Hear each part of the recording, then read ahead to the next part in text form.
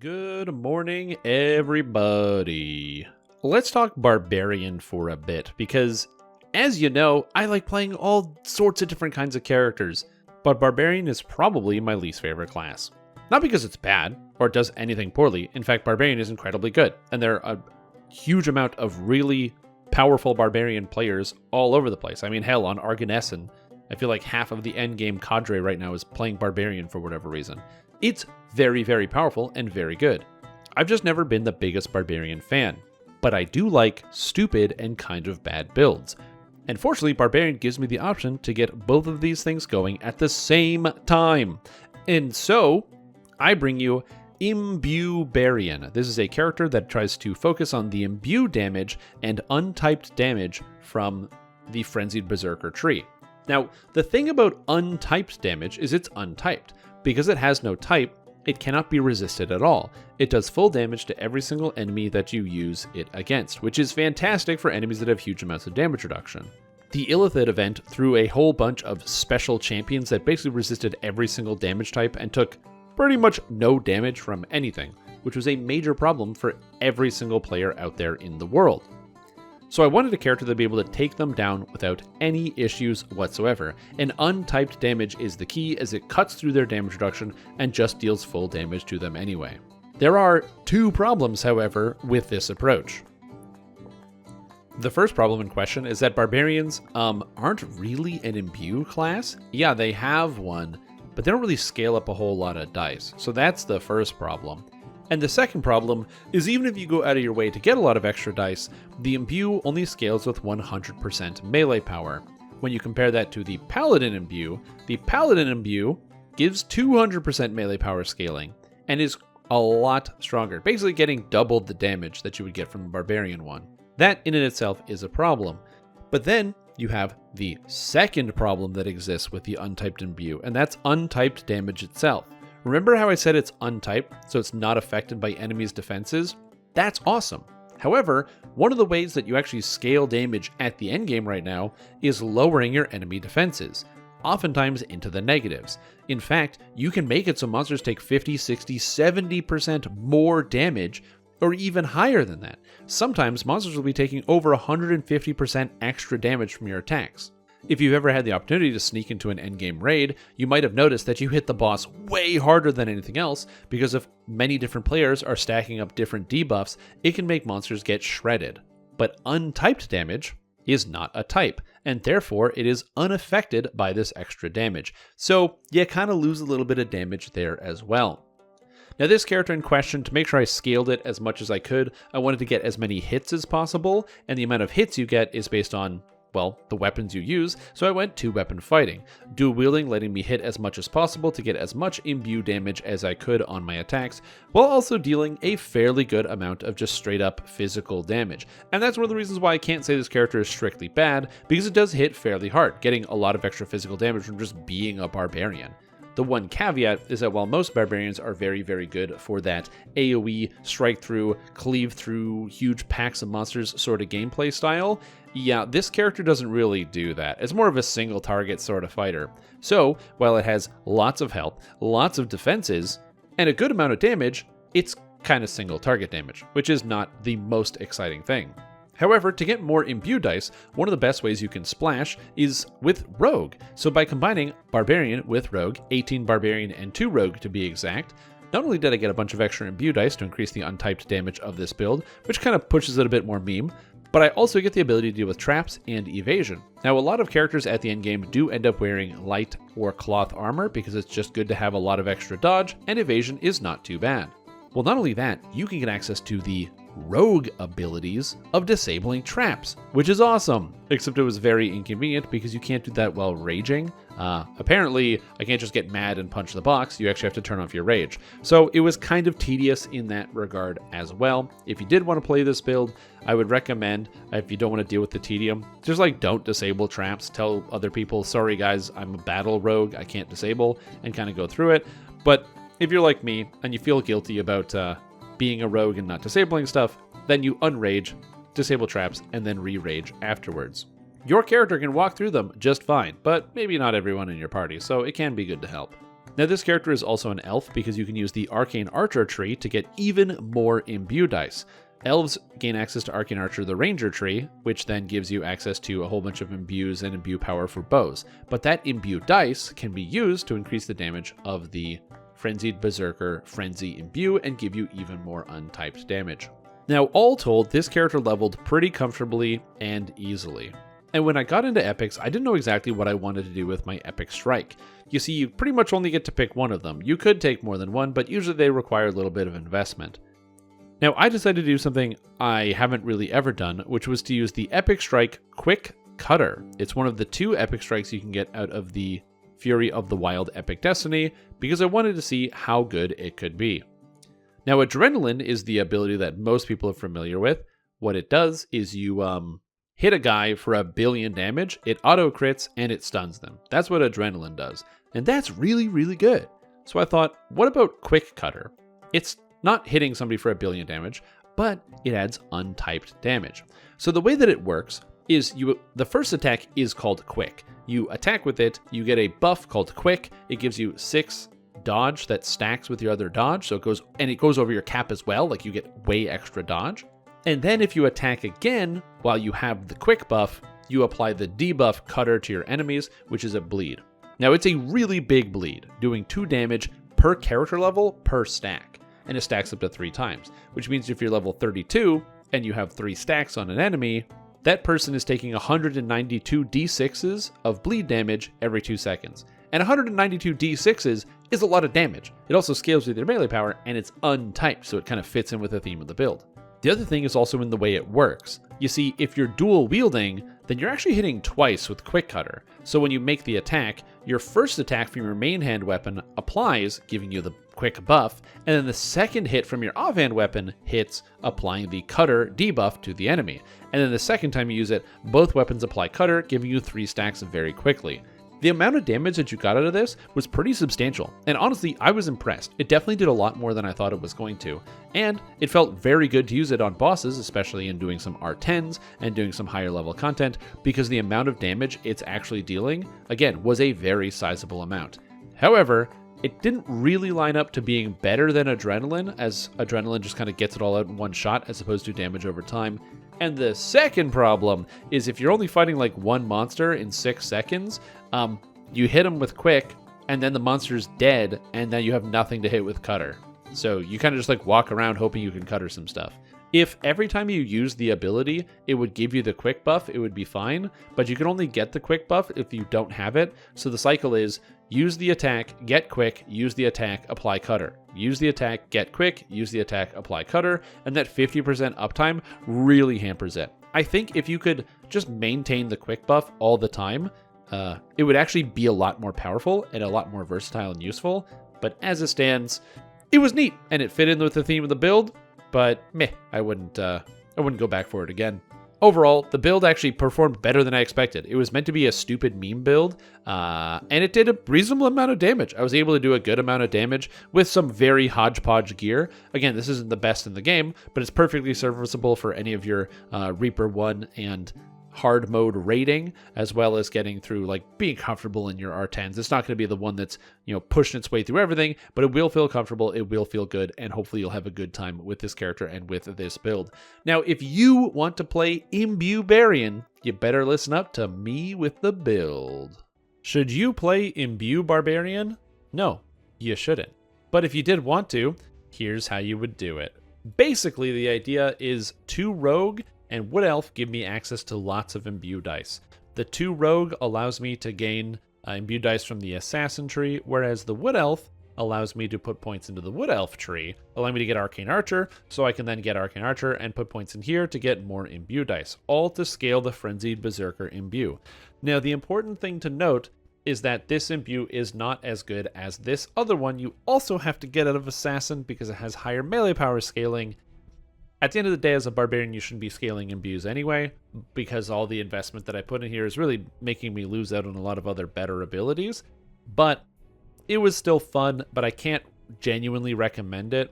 I think that if the Bane damage Imbue had 200% melee power scaling, it would lend more, more favor to this idea of trying to build a character like this. and it would be considerably stronger, probably the strongest imbue in the game, if I'm being honest.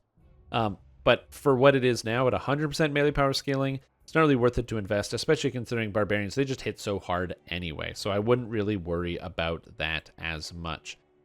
Anyways, how do you build it? Strength. Enough dex to take the 2 weapon fighting feats, and constitution. The rest of your stats don't really matter. I did start with a 12 intelligence because I wanted to be able to disable traps on this character. But if you're like trying to do this or emulate this as a first life, you're probably not going to be able to disable traps at all because there's just not enough points to be able to do it. You need a lot of stuff. But because I am disabling traps, disable device, open lock, use magic device, and search are all I had points for. So I couldn't really take anything else. As far as the feats go, it's fairly straightforward. I took Knight's Training for longswords because longswords are pretty good since I got extra critical multiplier. Power attack, improved critical slashing, the 2 weapon fighting feat line. Pretty straightforward stuff, whereas combat style, yeah, 2 weapon fighting. I also took 2 weapon defense because it gives extra physical resistance rating because, like, I don't know, I didn't know what else to take. As far as the epic feats go, basic stuff, you want overwhelming critical, which is every melee takes it, or every pretty much weapon user takes it. Epic damage reduction, epic fortitude, so you don't fail fortitude saves in a 1. And then epic barbarian DR, because it just makes you a little bit tankier. And then for destiny feats, I went with perfect weapon fighting, harbinger of chaos, double strike, and deific warding. If you have more stats, you don't need the defense as much. You know, you have past lives, you have better gear. Instead of deific warding, you can take sense weakness, which gives you more damage. I just wanted to see how my character would feel if I was a little bit tankier, which was kind of important. Now, the enhancements are where it gets a little screwy. I don't have a capstone because I'm multi-class, and I'm also not using a capstone of a universal tree because I have to spread my points around to be able to grab all of the imbue dice. We get 3 imbue from assassin. That's why we have assassin, to get the imbue dice here to add damage to the frenzy. We also have arcane archer here to get imbue dice to add damage to the frenzy. And then finally we have death frenzy, which gives me 3 more imbue dice. So all of that gives me a total of 11, I think, during the leveling process, which is pretty good overall. It's a lot of extra damage. But it really starts to fall off once you get later on, where I'm doing, you know, like 400, 500 extra damage base, which is okay if it wasn't for the fact that my swords are doing like 1200 on their own, and then it goes up from there. So again, not nearly as much damage as you would like, but there's still some good stuff in here. Getting the cracking attack line for the extra damage from Crazy Strike, because as it says here, this is a crazy ability. It's very powerful. Extra action boost for my action boost haste that I do take out of Vistani Knife Fighter. Now for this character, I do use Vistani. The main reason is because it gives double strike, which you definitely need as a barbarian. They don't get enough of that. And then of course haste boost is really nice, and you don't get that at all as a barbarian. And then we have the Ravager tree, just because I wanted barbarian power attack for upping my power attack a bit for the investment, and some more melee power and healing amplification. Yeah, pretty straightforward stuff here. Not really investing a lot in barbarian trees, just taking the stuff that gives damage. The one note I will say is if you did want to play this character, for leveling, use accelerated metabolism, which is the other selector here that heals you while you're raging, instead of raging blows, and then swap into raging blows later. The time you want to swap into raging blows is after you get unquenchable rage from Fury of the Wild. Once you have unquenchable rage, you can just go ahead, do a scream, and then your character goes rah, and you heal a whole bunch, basically your entire hit point or health bar, and then it's fine. But if you don't have this yet, you're going to constantly need to heal yourself, so that is where we use raging blow, or the accelerated metabolism, and you swap to raging blows once you are ready. As far as the epic destiny goes, I use Fury of the Wild, Dreadnought, and Macro Attack because I wanted to test out Quick Cutter. Kind of for a meme, but Quick Cutter, basically the way this works is the first time you attack, you get a buff called Quick, and then the second time you attack, if you have the buff, Quick, it applies Cutter to the enemy, which is a stacking damage over time. It's actually the best melee damage over time in the game, and it was dealing, for me, about 4,000 damage every 2 seconds, which is not terrible. Additionally, that 4,000 damage is applied every time I hit the monster again with Cutter, which is pretty good. However, it's kind of weird. You can't really use Quick Cutter unless you're dual wielding. You technically can, but the way it works while dual wielding is each weapon counts as a separate hit. So if you press the button, your character does one attack, but that one attack causes the main hand to hit, causes you to get quick, and then the offhand applies the Cutter debuff, and then the second time you use it, both apply Cutter, giving you 3 stacks right away and making it at the maximum duration. It's not that bad, the damage, and you noticed it when I noticed it whenever I chunked into a monster. The main problem is I would first just do more damage if I was using Adrenaline, which is a huge problem with the ability, because instead of this applying every 2 times, Adrenaline applies every time I press the button. And then the other big problem with Quick Cutter is like everything would just die. Like unless the monsters were really tough, 6 seconds is a really long time. So you go into a room, you Quick Cutter, and then you have to wait 6 seconds before you can actually apply the cutter to anybody. Sure, you get 1 stack, but it's not really that big of a deal. It's really the second hit that counts. But oftentimes in 6 seconds, you're not standing there waiting. You're slashing away. I'm slashing, I'm using cracking attack, I'm using my cleave, and most things die in those 6 seconds. And then by the time Quick Cutter's up, you might hit the last monster, but usually there's nothing left. So it just kind of falls flat a bit on execution. I've said this before. If you could maintain Cutter by just like, if you could maintain Quick by continually attacking and it refreshed itself, that would be great. But while you have Quick, it doesn't refresh itself. So you have Quick, your second attack applies Cutter, and then the buff falls off, and then you have to get Quick again, and then it kind of does the cycle. So if you're fighting raid bosses, if you're doing R10s, the amount of damage on here is not too bad. And I will say, it felt pretty good. If I had more melee power, I definitely could have done more with this. I only have 200. You can get a lot higher than that with a character like this. So if you're dual wielding, think about it. But again, if you're somebody who's just questing, it's hard to recommend Quick Cutter over anything else, especially since Adrenaline is so good. And also, I got Furious, which gives me extra damage from Adrenaline because I didn't know what else to take, and it gave me +3 strength while raging, and it's too many things. Also, I use the Great Leveler. This ability, from my perspective, is pretty much just straight up bad. It just sucks to use. It just misses everything. You have to, like, you can sort of use it while moving now, but again, it's still, like, really janky with the targeting. I didn't like it. You might love it. You know, clear heads may differ, so we'll see. Last but not least, Dreadnought. This is pretty straightforward. The Dread Mantle just allows you to debuff targets to reduce their armor class because you have bad hit chances of Barbarian, so that's helpful. And then you get the Dread Mantle here for the extra combat brute. If I had more points, I would love to go up here and grab this stuff, but I just don't have more points. But we go for the double strike and double shot.